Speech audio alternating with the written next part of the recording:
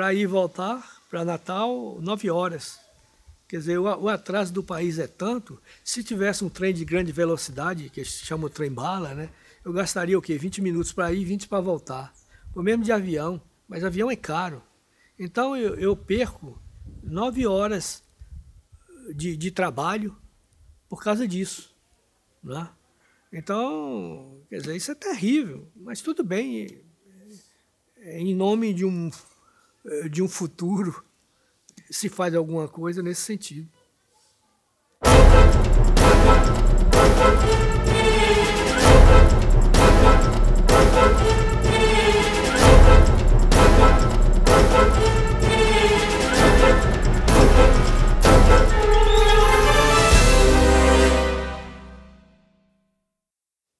Minha trilha sonora é a música feita especialmente para a imagem, em cima da imagem. Ela é fabricada para a imagem, para dar a vida à imagem. Então, aí envolve o quê? Envolve um bocado de coisa. Envolve processo histórico, né? Psicológico, que você vai usar da psicologia através da música para produzir o efeito que você quer. Historicamente, você tem que estar situado nos estilos, né, das épocas, no caso. Se, por exemplo, você vai fazer você vai fazer um filme de guerra, um filme de combate feito no Iraque, você tem que saber a música do Iraque, como é que ela funciona, né? Ou na Birmânia, no caso do Rambo, que filmou na Birmânia, você tem que saber historicamente o que a Birmânia é, como é que funciona a música de lá, para fazer alguma coisa, fazer uma música que tenha ligação com o país, porque senão não funciona. Aí entra um bocado de fatores. Então a música de cinema é essa música é difícil de ser feita. Você tem que conhecer tudo ao mesmo tempo, você tem que conhecer os estilos de todos os compositores para se encaixar em cima daquela imagem.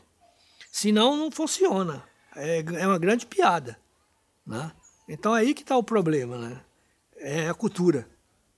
Você tem que saber, tem que preparar o músico de uma maneira geral, culturalmente falando, não só musicalmente, mas culturalmente. Ele tem que saber história, geografia, tem que saber tudo, né? Aí da importância do músico ter cultura, estudar. Se ele não estudar, como é que faz? Ele não vai saber se situar no tempo.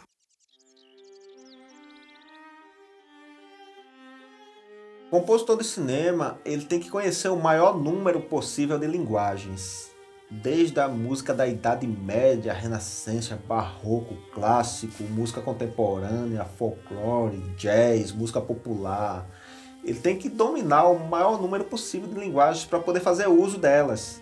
Esse é o requisito básico para um grande compositor de música de filme, né? Ter toda a música erudita, conhecer bem essa música erudita, conhecer os estilos de Ravel, de Villa-Lobos, Bach, Mozart, Beethoven, Brahms, né? Para depois então fazer, porque a música de cinema é baseada toda na música erudita. Na verdade, a importância da trilha sonora no filme é ajudar a dramatizar melhor uma cena. Em meados dos anos 30, 40, a produção hollywoodiana chamava muitos compositores europeus para compor as trilhas, porque eles já eram acostumados a compor óperas, sinfonias, música de concerto, então eles sabiam criar bem esses climas que o cinema queria. Não é música popular, não é coisa brega, não. É a música de alta qualidade, aonde só faz quem sabe. Quem não sabe, não faz. Não adianta se meter a isso. Ou estuda Ravel, Debussy, Mozart, a música erudita de um modo geral, ou não faz a música de cinema. Essa é a grande realidade.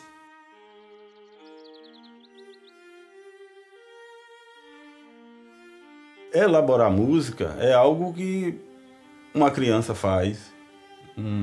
Inúmeras pessoas fazem isso muito bem. Outras fazem muito melhor, assim, em termos de compor canções, como nós temos inúmeros compositores aqui no Brasil e vários bons compositores aqui em Natal, por exemplo, aqui no Rio Grande do Norte. Nós temos bons compositores. A composição de música para o cinema, ela já está inserida dentro de um contexto do estudo, do conhecimento da música erudita. Ela vai se utilizar de uma forma chamada fantasia. E o que é que a fantasia propõe? A fantasia ela vai sugerir que a pessoa que está compondo aquela música para a imagem se utilize dos estilos, né, encontrados na música, em todo o processo da música erudita. Uma coisa é você fazer zoada atrás de uma cena, e vai encaixar, tudo bem, beleza. E outra coisa é você saber compor uma melodia, desenvolver essa melodia, e depois orquestrar, mexer com a instrumentação. Eu acho que a trilha sonora ela tem que ser feita para aquele tipo de história, para aquela cinema. Não adianta você inventar, dizer, vou botar uma música aqui. E não é bem assim. Com relação às músicas de filmes feitos aqui no Rio Grande do Norte, né, de curtas, essa parte de produção musical, a gente pode observar que são muito mais usadas músicas que existem já, né? E não propriamente se fazer músicas originais para esses filmes. Então a gente tem um costume, né? Talvez por essa falta de amadurecimento, de se trabalhar e de se criar uma trilha específica para um filme, usar músicas que existem. Isso não quer dizer que não seja legal, que não seja interessante se usar. O próprio cinema nacional e o cinema mundial trabalham com músicas pré-existentes, né? Mas também é interessante se trabalhar a questão de criação musical, de se fazer músicas, trilhas específicas e próprias para determinados filmes. A trilha sonora do cinema potiguar, ela é reflexo do cinema nacional. Está voltada para as canções, normalmente gravadas por artistas, bandas, no geral. Você vê no cinema filmes brasileiros com canções, utilizando canções muito bonitas, mas que em termos de linguagem ainda fica faltando, porque a canção ela é uma parte da música de cinema. O restante vem daquele processo de estudo da linguagem, né, daquele processo de construção a partir de uma orquestra, ou até de uma big band, de uma banda, a partir de elementos que se utilize da linguagem da música de cinema. Nos Estados Unidos, especificamente em Hollywood e até mesmo na Europa, é bem diferente.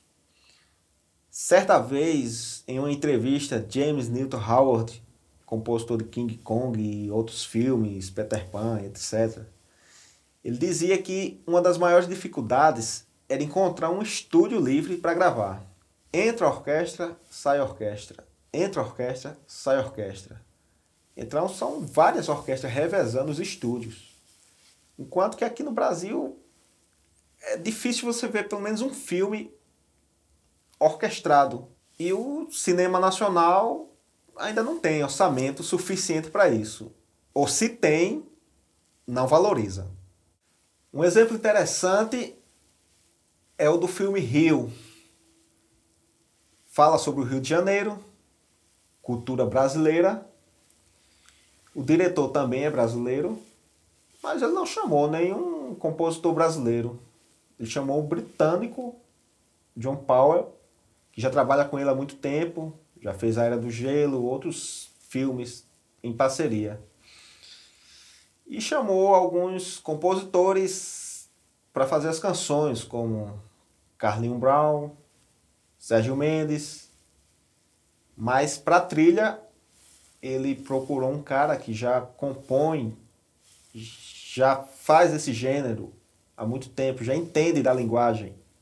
Ele usou música orquestral, misturado com escola de samba, conseguiu dar aquele clima do samba no Rio de Janeiro, sem fugir da linguagem cinematográfica.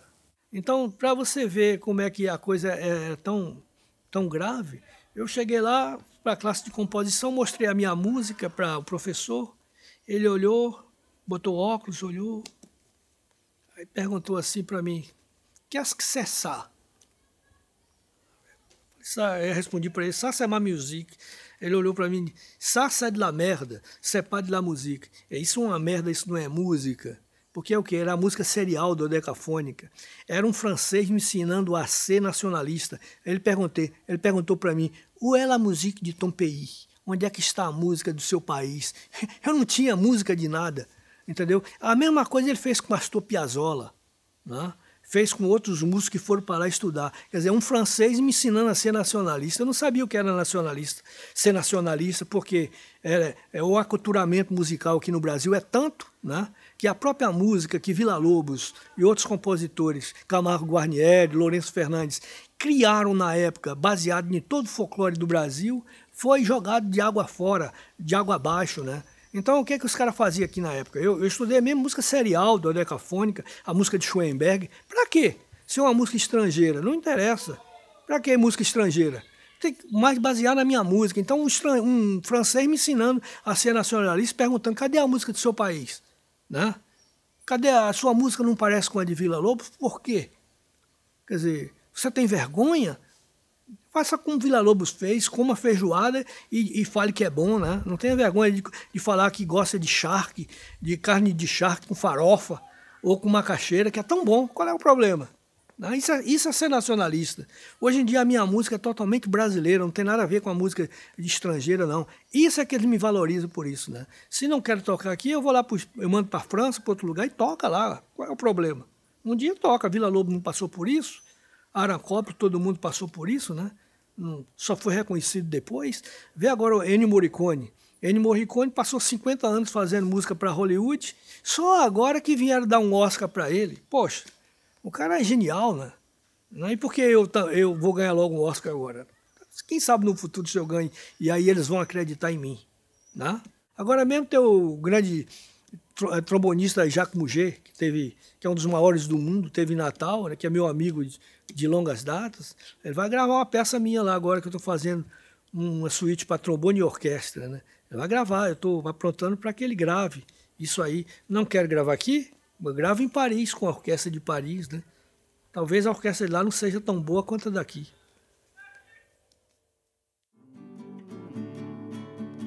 O boi que dança comigo.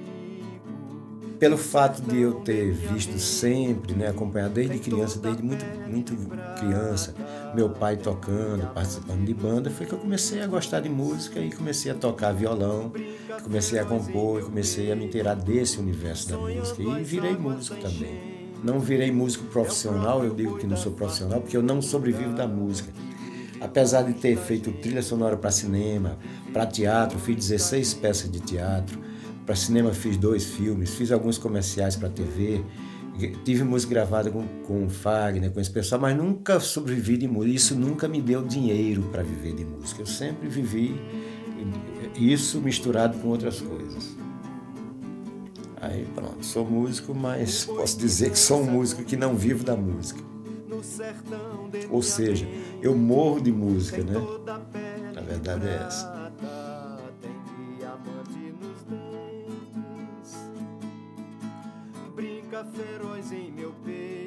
A trilha foi feita no estúdio, praticamente, no Rio de Janeiro, em Botafogo. Eu acompanhei toda a exibição do Copião e a cada momento eu anotava o tempo de cada cena e o clima que a cena ia pedindo.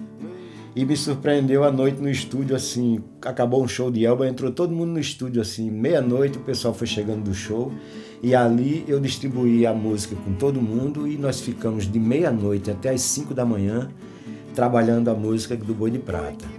Todos os músicos envolvidos naquilo, a música que eu compus para aquilo eu já tinha feito previamente, né? Já estava cada cena definida, e eu apresentava a música para cada um deles, e cada um ia fazendo do seu modo, né? E a gente foi juntando aquilo tudo e a trilha sonora saiu dessa forma. Mas saiu com elementos nordestinos, saiu com elementos que aquele pessoal que estava ali participando conhecia bastante. Era o xote, era o baião, era o chachado, era a própria caatinga, era os elementos todos do filme estavam assim muito dentro daquelas pessoas, eu acho. Eu acho que isso aí tem muita importância também.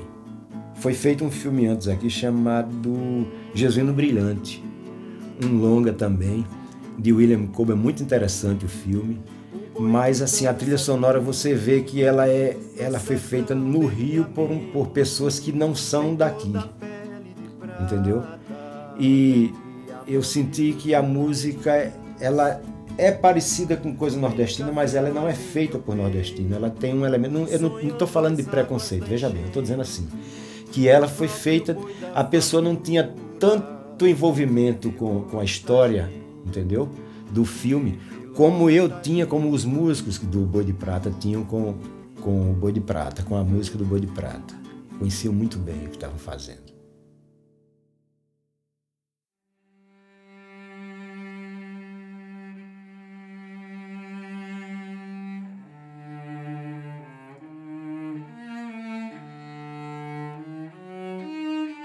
No tema principal da trilha do filme Espelho, eu utilizei uma técnica de composição chamada Leitmotiv, onde se identifica um personagem através da música.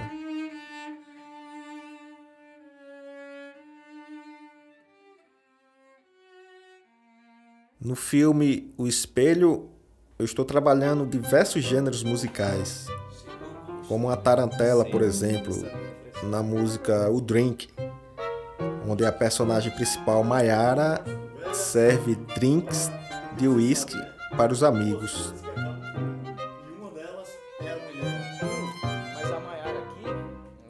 Então eu explorei temas assim na personagem principal e na máscara, que é um objeto marcante no filme.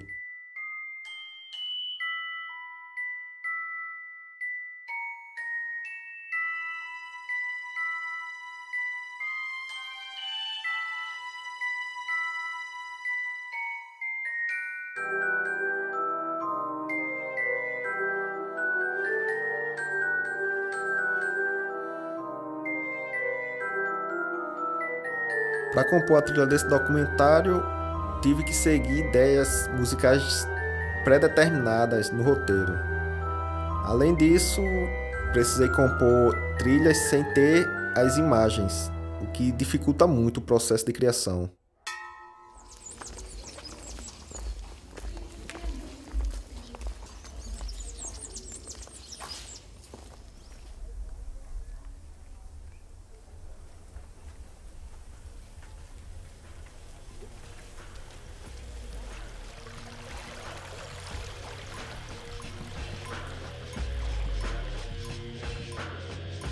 No filme Sangue do Barro, quando o Gabriel e o Gustavo estavam criando a música, eles tinham uma ideia. E teve um dia onde o Gustavo Lamartine foi assistir uma das gravações. Quando ele chegou no estúdio dele aqui em Natal, ele olhou para Gabriel e disse: Gabriel, desmancha tudo que a gente fez, não é nada daquilo. O clima lá é outro, a música é outra. E nasceu essa pérola, que é o Sangue do Barro, que é a trilha sonora original. A gente pensa até em montar, fazer um CD menor e lançar isso aí, porque tem as músicas, os remixes de Dona Militana. E ficou muito legal e muito interessante. Então, devido à experiência, ele ter sentido a atmosfera do set, ele mudou toda a criação da trilha para esse filme. Eu sou um cara privilegiado por ter estudado com um dos maiores, com todos os grandes professores franceses. Tem o professor Serge Lansenne, que foi meu professor de composição, ele escreveu para Hollywood, é um cara conhecido mundialmente, né? É um judeu que, na época da guerra, teve que ir para os Estados Unidos. Charles Henry, que foi um professor que fez música para cinema, professor pianista de jazz, foi também colega de Michel Legrand, estudaram juntos, né? Foi meu professor também. E essas pessoas colaboraram muito comigo, me abriram a cabeça para isso, a música do seu país, né? Então, eu estudei com o maior fagotista do mundo, Maurice Allard, né? E ganhei primeiro prêmio em harmonia, contraponto e fuga, que é o maior prêmio do mundo, né? Que talvez aqui no Brasil eles talvez nem considerem como nada, porque eles nunca foram lá ver o que é difícil você ganhar esse primeiro prêmio, né? Só ganha quem sabe. Lá não é pagou, passou, não. É uma escola do governo, aonde você é concursado para isso. Então, no final do curso, você participa com todo mundo para ver quem é que sabe mais. É isso aí. Então, eu ganhei o primeiro prêmio, está aí meus diplomas, todo mundo já viu. A Universidade Federal de Pernambuco reconheceu esses diplomas. Harmonia, contraponto, fuga, primeiro prêmio e 4 medalhas de ouro em música de câmara, que é música de pequeno grupo, de quarteto, quintetos, no qual eu participava como fagotista, tocava fagote. participando como aluno na época, né? E ganhei fui premiado. Então essas são as minhas premiações. Escrevi para várias trilhas sonoras, para Geneton Moraes Neto, para Guel Arraes, que é um cineasta conhecido. O último trabalho que eu fiz foi para Francisco Brenan, dirigido por Guel Arraes, para a BBC de Londres. E por aí vai, né? Estou esperando que apareça convite mais de outros cineastas para que eu possa começar a retrabalhar de novo essa área do cinema que eu tanto gosto e tanto adoro. Eu acredito que é um certo déficit que nós temos. Nós não temos, aqui no estado, preparação para a trilha sonora, né? Eu não saberia apontar até nomes direcionados especificamente para a trilha. Mas isso talvez seja até um reflexo, né, de nós não temos um setor audiovisual tão organizado e produções correntes. A partir do momento que tiver isso, pessoas que são ligadas ao áudio, ao som, à música, vão se interessar em procurar aprender mais e produzir mais trilhas sonoras especificamente para cinema. Me perguntaram uma vez sobre o curso de música de cinema no Brasil.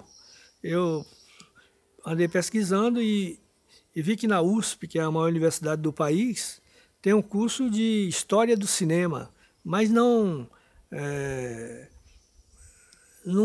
é um curso direcionado mesmo à música de cinema, né? A formação do músico, compositor de cinema. Bem, no mundo inteiro, eu acredito que só existem 3 escolas. Uma na França, na Escola Normal de Música. Nos Estados Unidos deve ter várias, né? Eu conto como uma escola só.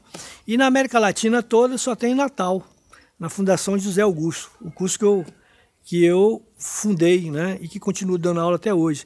Isso é histórico, né? É preciso que preserve e que esse curso continue.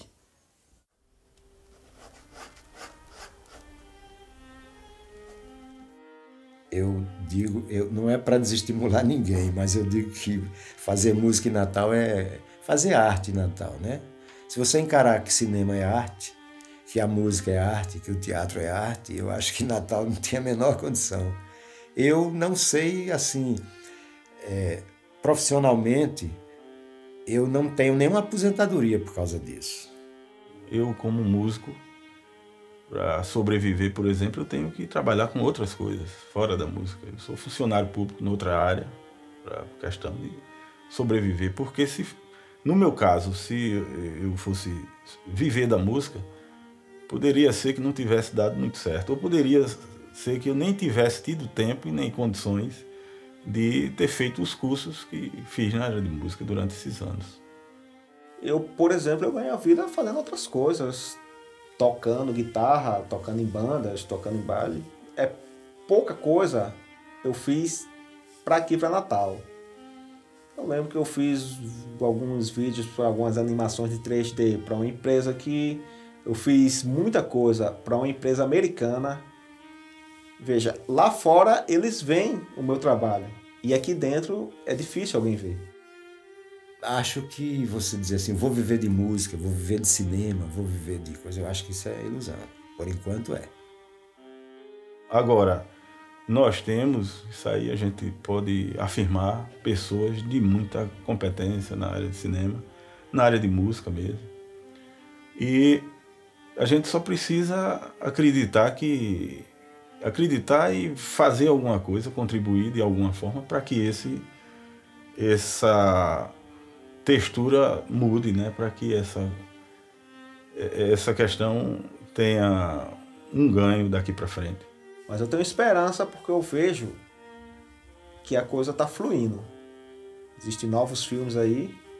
Eu estou participando de alguns projetos, inclusive um filme, um documentário.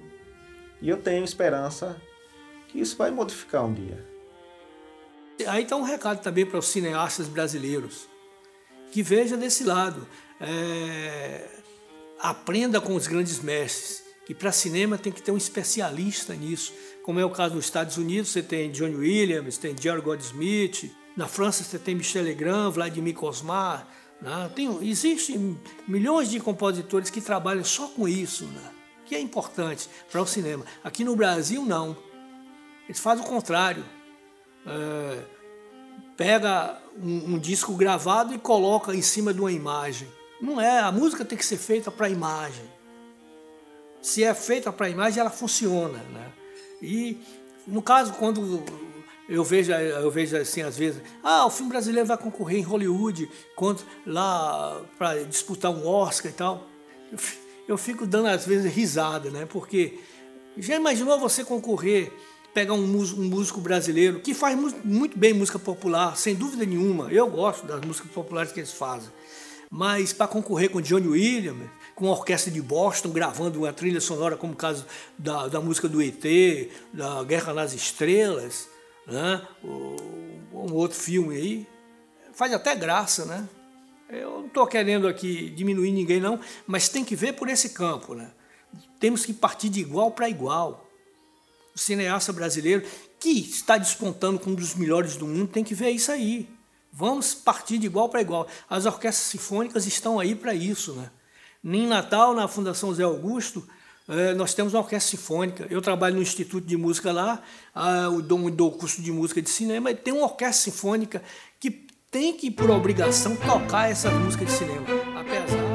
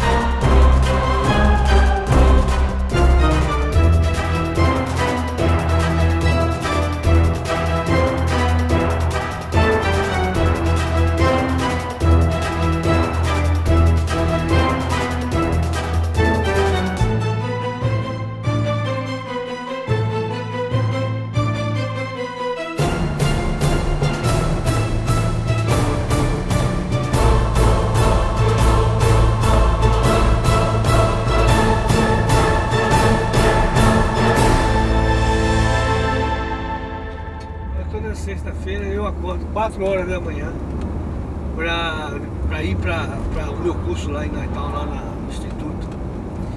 Quer dizer, é dureza, né? Você acorda 4 horas da manhã, vou para Recife, às vezes vou de carro, às vezes vou de ônibus. Eu moro 13 quilômetros fora do Recife, em Aldeia, aqui em Camarás, né, que é um bairro de Camaragibe. Pego o ônibus da Bonfim, que é o que sai mais cedo, ele passa 5 horas da manhã. Quando eu chego em João Pessoa é 7 horas, mais ou menos, 7h30 saio da Nordeste, os ônibus velhos danados, que já houve até incêndio. E para chegar em Natal, 9h30, para começar o curso, que vai até 5 horas da tarde, sem parar. Às vezes eu almoço dando curso, trabalhando para cumprir o horário determinado, né, pela fundação. Essa é a minha vida, é porque por acreditar que esse curso tem futuro, né, é o futuro está aí. questão eu não vou deixar, só quando eu me aposentar mesmo, que está perto também, de trabalhar, mas aí já tem os meus herdeiros, né? Vamos dizer assim, que vão continuar com esse curso.